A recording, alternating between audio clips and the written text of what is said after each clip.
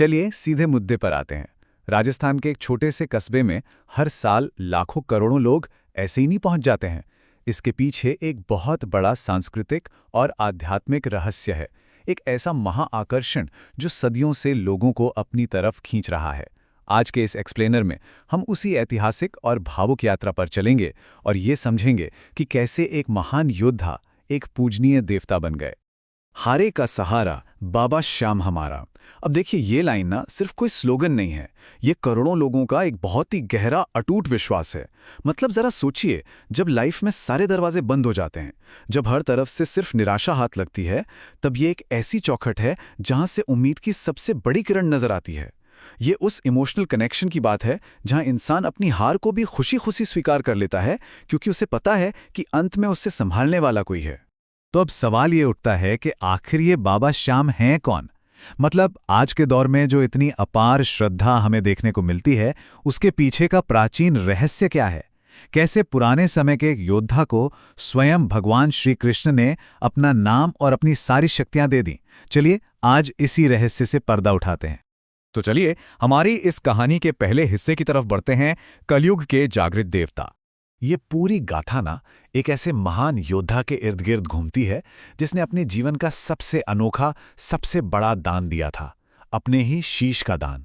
मतलब सच में अपना सिर काट कर दे दिया, और बस इसी एक घटना ने उनके पूरे वजूद को हमेशा के लिए बदल कर रख दिया। आइए देखते हैं कि ये सब असल में शुरू कैसे हुआ। अब थोड़ा फ्लैशबैक में चलते हैं और बात करते हैं 3 बाणधारी बर्बरिक की। तो दरअसल बाबा श्याम का जो मूल नाम था ना, वो बर्बरिक था, और इनका बैकग्राउंड कोई साधारण नहीं था। ये सीधे महान पांडव कुल से ताल्लुक रखते थे, महाबली भीम के पोते और बलशाली घटोत्कच के बेटे। एक बड़ा ही दिलचस्प किस्सा है कि जन्म से ही इनके बाल बहुत घुंघराले थे, एकदम कर्ली, और बस इसी वजह से इनकी माता अहिल्यावती इन्हें बड़े प्यार से बर्बरीक बुलाती थीं। शक्तियों की बात करें तो बर्बरिक बचपन से ही बेहद शक्तिशाली थे। भगवान शिव के परम भक्त होने के नाते उन्होंने इतनी भयंकर तपस्या की कि शिवजी और अग्निदेव दोनों को प्रसन्न कर लिया। इसका परिणाम क्या हुआ? महादेव ने उन्हें 3 अमोघ बाण दे दिए। अब ध्यान दीजिएगा, ये कोई सामान्य तीर नहीं थे। ये इतने विनाशकारी थे कि पूरे के पूरे ब्रह्मांड को कुछ ही पलों में नष्ट कर सकते थे। बस इसीलिए पूरे ब्रह्मांड में उन्हें 3 बाणधारी के नाम से जाना जाने लगा। और फिर आता है हमारी कहानी का टर्निंग पॉइंट, श्री कृष्ण की अद्भुत परीक्षा। देखिए, बर्बरीक के पास अपार शक्ति तो थी, लेकिन महाभारत का महान युद्ध शुरू होने से ठीक पहले ना मामला एकदम उलझ गया। उन्होंने अपनी माता को एक बड़ा ही कठोर वचन दे दिया था। उन्होंने कहा, मैं युद्ध देखने जाऊंगा और जो भी पक्ष हार रहा होगा ना, मैं उसी की तरफ से लड़ूंगा। और सच बताऊं तो इसी एक वचन ने पूरे महाभारत युद्ध का गणित बिगाड़ कर रख दिया। भगवान श्री कृष्ण को यह बात बहुत अच्छे से पता थी कि कौरवों की हार तो तय है, तो अगर कौरव हारने लगे तो बर्बरीक अपने वचन के अनुसार कौरवों की तरफ से मैदान में उतर जाएंगे, और अगर ऐसा हुआ तो बर्बरीक के उन अमोघ बाणों के आगे पांडवों का बचना असंभव था। ये वाकई एक बहुत बड़ा संकट था। अब श्री कृष्ण ने इस संकट का एक बड़ा ही अद्भुत समाधान निकाला। उन्होंने एक साधारण से ब्राह्मण का भेष बनाया और सीधे बर्बरीक का रास्ता रोककर उनकी वीरता को चुनौती दे दी। कृष्ण जी ने कहा कि भाई, अगर तुम इतने ही बड़े वीर हो तो इस पीपल के पेड़ के सारे पत्तों को एक ही तीर से छेद कर दिखाओ। बर्बरीक ने आंखें बंद की और बाण छोड़ दिया। पलक झपकते ही तीर ने सारे पत्ते छेद दिए, लेकिन फिर वो बाण ब्राह्मण रूपी श्री कृष्ण के पैर के चारों तरफ चक्कर काटने लगा। क्यों? क्योंकि बर्बरीक की विद्या से कुछ छिप नहीं सकता था, और श्री कृष्ण ने चालाकी से एक पत्ता अपने पैर के नीचे छिपा लिया था। वो तीर बस उसी पत्ते को भेदने के लिए बेताब था। इस चमत्कार के बाद क्या हुआ वो हम देखेंगे इस अगले हिस्से में, शीश का महादान। तो इस घटना से ये एकदम साफ हो गया कि बर्बरिक की शक्ति अजय है।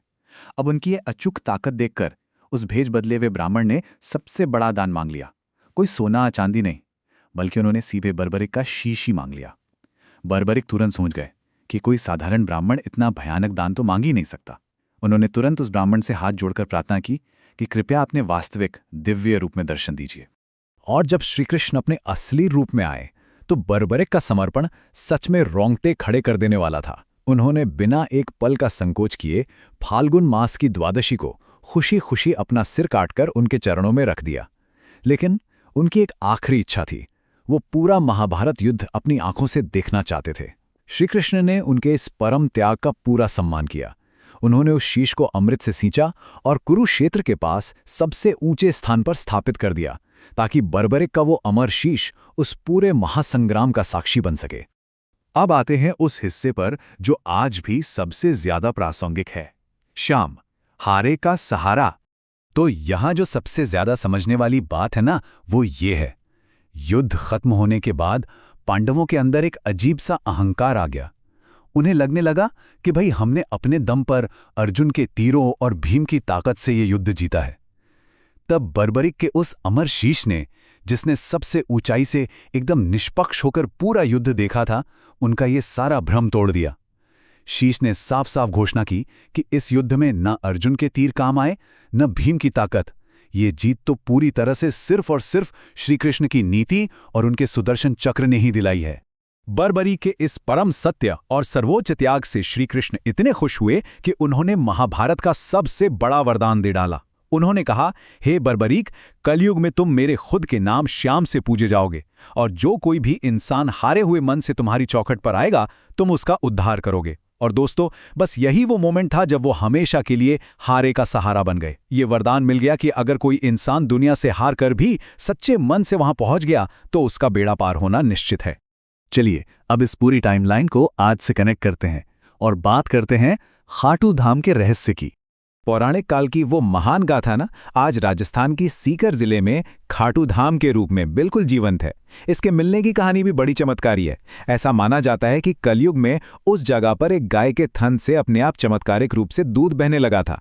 जब वहां खुदाई की गई तो वही दिव्य शीश प्रकट हुआ, जिसके बाद वहां के राजा रूप सिंह ने पहला मंदिर बनवाया। और आज का नज़ारा तो आप जानते ही हैं। फाल्गुन महीने के मेले में हर साल देश दुनिया से लाखों भक्त वो रंग बिरंगे ध्वज, जिन्हें निशान कहा जाता है, लेकर मीलों पैदल यात्रा करते हुए इस पवित्र स्थान पर पहुंचते हैं। तो इस एक्सप्लेनर के अंत में शीश के दाने की ये पूरी गाथा हमारे सामने एक बहुत ही गहरा सवाल छोड़ जाती है। ये सब हमें सच्चे त्याग और भक्ति के बारे में असल में क्या सिखाता है? क्योंकि देखिए, ये सिर्फ एक कहानी नहीं है, ये इस बात का बहुत बड़ा प्रतीक है कि जब एक योद्धा अपना सब कुछ सौंप देता है, तो वो पराजित नहीं होता, बल्कि अनंत काल के लिए हारे हुए लोगों के सबसे बड़ी उम्मीद बन जाता है। हमारी इस चर्चा का हिस्सा बनने के लिए बहुत बहुत धन्यवाद। जरा इस विचार पर मनन कीजिएगा, आपको कई सवालों के जवाब खुद ही मिल जाएंगे।